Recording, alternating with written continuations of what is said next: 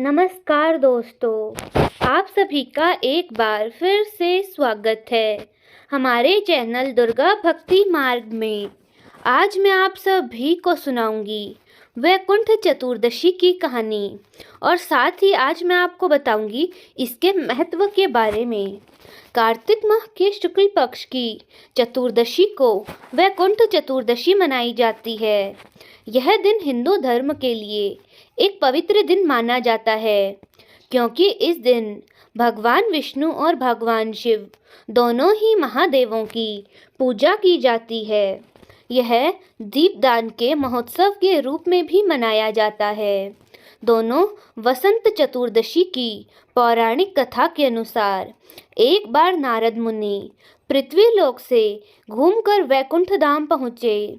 भगवान विष्णु उन्हें आदर पूर्वक बिठाते हैं और प्रसन्न होकर उनके आने का कारण पूछते हैं। तब नारद जी कहते हैं, हे प्रभु, आपने अपना नाम कृपानिधि रखा है। इससे आपके अनुप्रिय भक्त हैं वही तार पाते हैं। जो सामान्य नर नारी है वो तो वंचित रह जाते हैं। इसीलिए आप मुझे कोई ऐसा सरल मार्ग बताएं जिससे सामान्य भक्त भी आपकी भक्ति कर मुक्ति पा सके। यह सुनकर भगवान विष्णु बोले, हे नारद मुनि, तुमने यह बहुत उत्तम प्रश्न किया है। मेरी बात सुनो। कार्तिक माह के शुक्ल पक्ष की चतुर्दशी तिथि को नर नारी व्रत का पालन करेंगे और श्रद्धा भक्ति से मेरी पूजा अर्चना करेंगे। उनके लिए स्वर्ग के द्वार साक्षात खुले होंगे। इसके बाद भगवान विष्णु ने जय विजय को बुलाया और उन्हें कार्तिक चतुर्दशी को स्वर्ग के द्वार खुले रखने का आदेश दिया।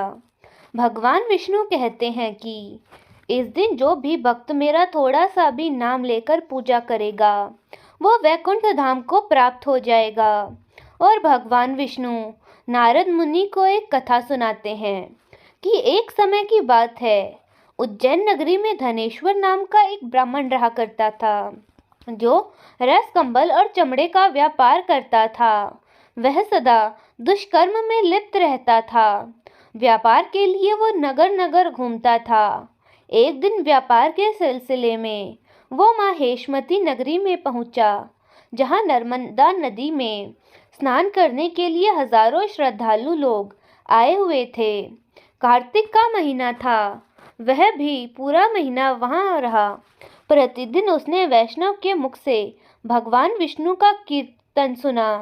एक दिन नर्मदा नदी के किनारे एक उसे काले सांप ने डस लिया, जिससे कि उसकी मृत्यु हो गई।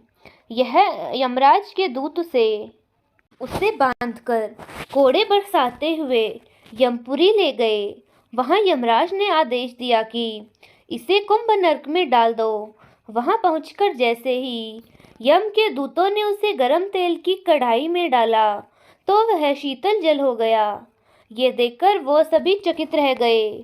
उन्होंने सारी घटना यमराज को बताई। उसी समय नारद मुनि वहां प्रकट हुए और बोले, हे सूर्य नंदन, यह ब्राह्मण नरक के योग्य नहीं है।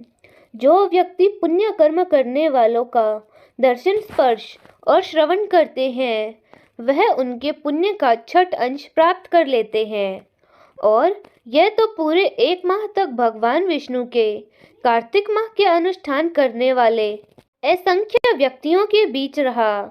इसने वैकुंठ चतुर्थी के दिन नर्मदा नदी में स्नान भी किया। इसीलिए यह उनके पुण्य का भागी हो गया है। इसीलिए अब यह यक्ष की योनि में रहेगा और विश्व का सिर्फ दर्शन मात्र करेगा। इसके बाद धनेश्वर को सभी नरकों के दर्शन कर यक्षलोक में भेज दिया गया। धनेश्वर को यक्षलोक का राजा बना दिया गया। इसके बाद वह कुबेर का अनुचर बनकर प्रसिद्ध हुआ। भगवान श्री हरि विष्णु जैसी कृपा अपने धनेश्वर पर करी वैसी सब पर करना। कहानी कहने वाले, सुनने वाले और हुकारा भरने वाले सबकी मनोकामनाओं को पूरा करना। वैकुंठ चतुर्दशी का व्रत और पूजन सभी श्रद्धालु पुत्र प्राप्ति या संतान प्राप्ति की कामना से करते हैं।